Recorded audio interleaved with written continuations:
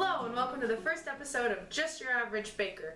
I'm Amelia and today we're going to be baking some Irish soda bread. Since this is the first episode of Just Your Average Baker, I want to go over a couple things. First of all, I'm not a professional baker by any means or standards or anything. Second of all, this is a channel where things are supposed to go wrong, kind of. Things aren't supposed to turn out perfect every time.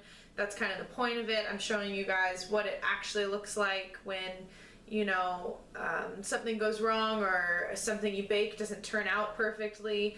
It's just supposed to be, like the name says, just your average baker, seeing how stuff turns out for the average person trying out recipes they find.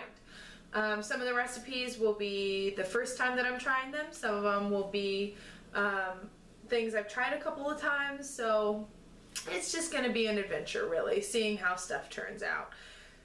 I think that's pretty much it, so let's go ahead and get started with today's episode. The things you'll be needing for today's recipe are flour, sugar, salt, baking soda, butter, craisins.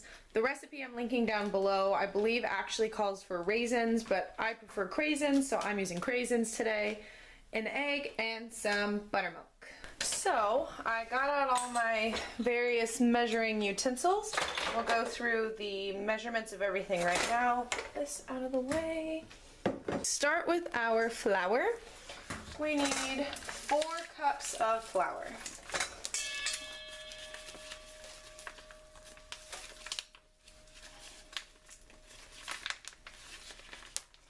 If I could get the bag open, we could use the flour. Okay, 4 cups of flour. 4 cups of flour are in the mixer. Next, we're going to need our sugar. Oh, I forgot. We need to preheat the oven to 425. We're going to need 1 tablespoon of sugar. 1 tablespoon of sugar. Also be needing our salt. Sorry to keep reaching in front of the camera with my arm, by the way. The ingredients, for some reason, because I'm stupid, I set them all on the other side. I could move them, but I got all my coffee stuff on the, it's a long thing. Anyway, back to the recipe. We need 1 teaspoon of salt. Get our little teaspoon in there. We'll also be needing our baking soda right now. 1 teaspoon baking soda. Stuff never wants to come out. Come on. It's about 1 teaspoon baking soda. Wow, loud. Teaspoon baking soda, and then you're just supposed to mix that together in your large mixing bowl. I've got my KitchenAid over here. Show it to you guys. So like I said, we've got the KitchenAid here to lightly mix everything. Just give it a, I'm so stupid. So, okay, so like I said, mix them. Wow, it's still just popping right out there. Neat. Anyway, so we're mixing the flour. Oh crap.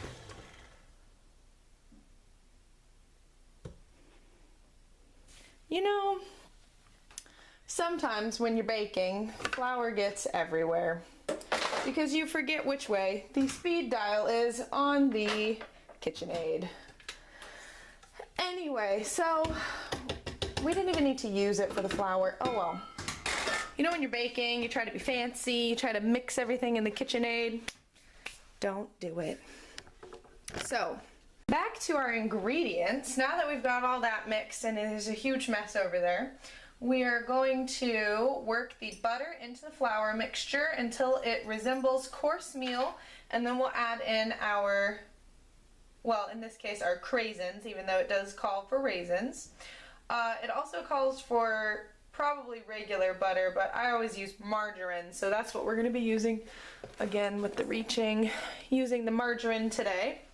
And we need 4 tablespoons of the butter. And you're just supposed to use your hands for this part, so that's what I'm gonna do. it's messy in here anyway, so it's usually how it goes while I'm cooking. I am not, again, clearly not a professional. So you're just supposed to mix it until the butter's kind of mixed in and it's coarse and mealy.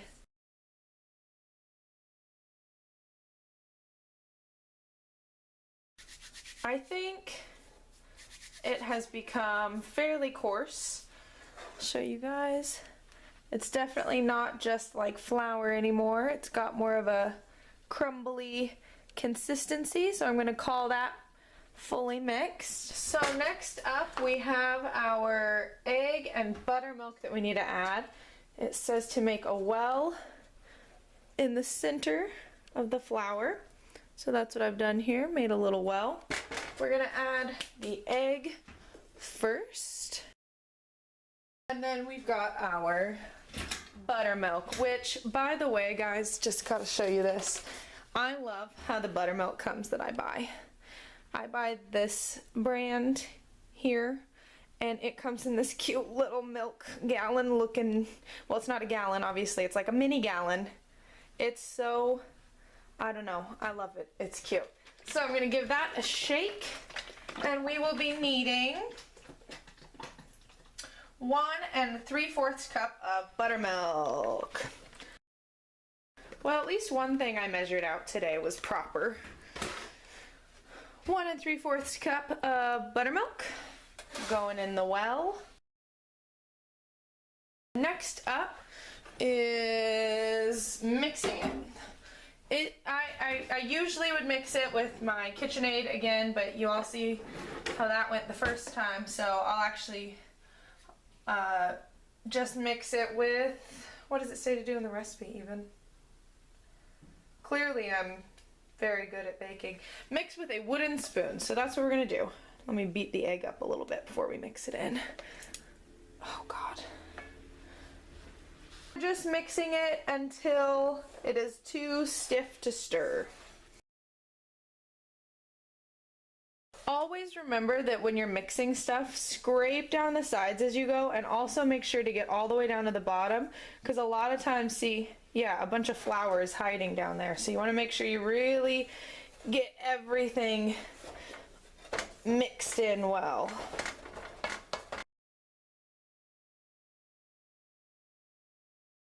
Getting pretty stiff now.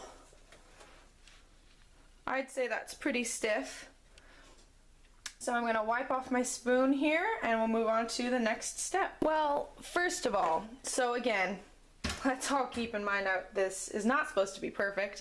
I was supposed to add the craisins right after I added the flour, and I was also supposed to add the, no, I did add the baking soda. Never mind, it's just the craisins. I only messed up the one thing so far. You're supposed to add the craisins right after you add the flour, but I don't think it's that big of a deal that we didn't. So we're gonna add those now. And you need to add 1 cup of raisins, but in this case, craisins. So a cup of craisins. So now we've got the craisins in there, and I'm just gonna mix those in really quick. Okay, so my craisins are now mixed in, and we're going to move on to the kneading. For that, you're gonna need to flour your hands, and I'm gonna get out a little cutting board to do it on because I don't want to do it on the oven. And you don't want to over knead it, just make sure that it's like a little rough ball, not super sticky. I don't know, that didn't make sense. Then we get our flour the surface. I always flour too much. Clearly I just get flour everywhere while I'm baking is really the issue here. You also want to flour your hands. Flour your hands. Woo! What? Dough monster.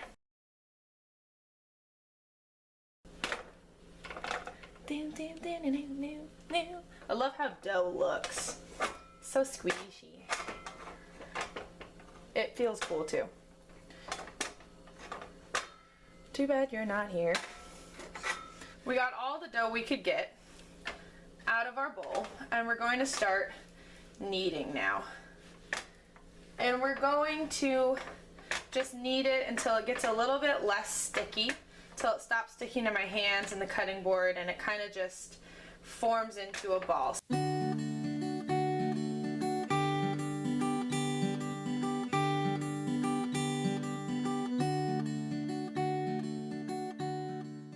So I'm back now, and I feel like I have kneaded this bread enough. You can see that it's kind of shaggy in some spots, and that's good. You don't want to over knead it because then it gets kind of tough.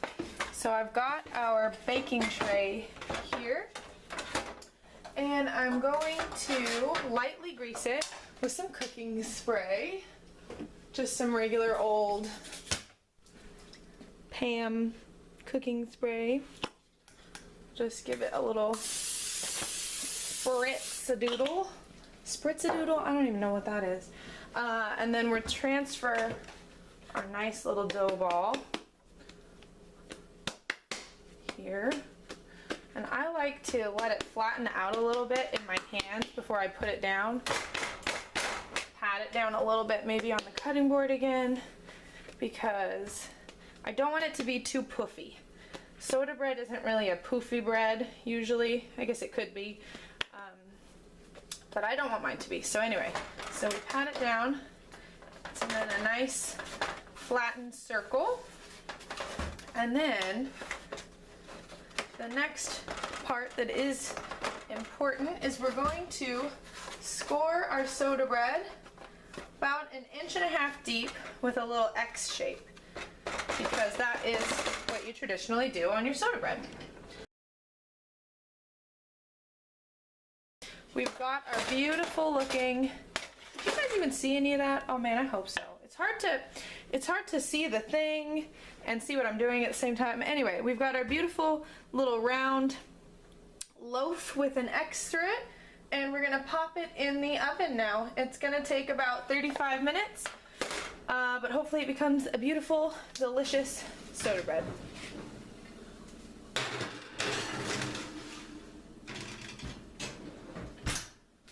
Set a timer for about 35 minutes and then check your bread to see if it's golden brown. If you tap the bottom, it should have a hollow sound. I'm getting all of this online, obviously. I don't know these things. So usually when I bake, also I just want to point out, I got flour all over everything else in this kitchen except for myself.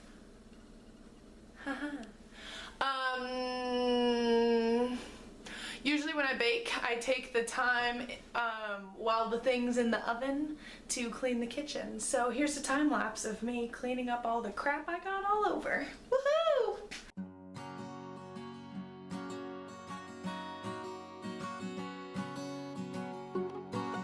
Now there's flour on the floor and flour on my shoes.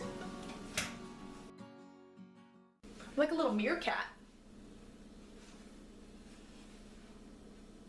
Okay, we're done with that. Ooh, clean. And now we just wait till the bread is done. And I hope it turns out good. I don't know what that voice is. And I keep looking at the little thing instead of the thing. Yeah.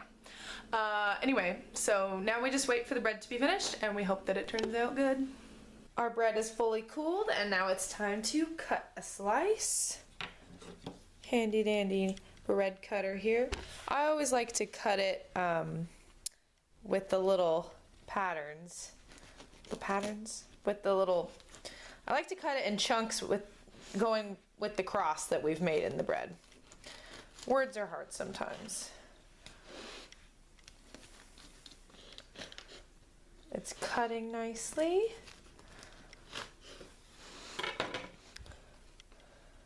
And there we go. You can see all the yummy cranberries in there. It's going to be delicious. Turned out good. I'm pleased. Anyway, I hope you guys like this video and maybe subscribe to see more stuff. And this has been Amelia for Just Your Average Baker. Happy baking, guys.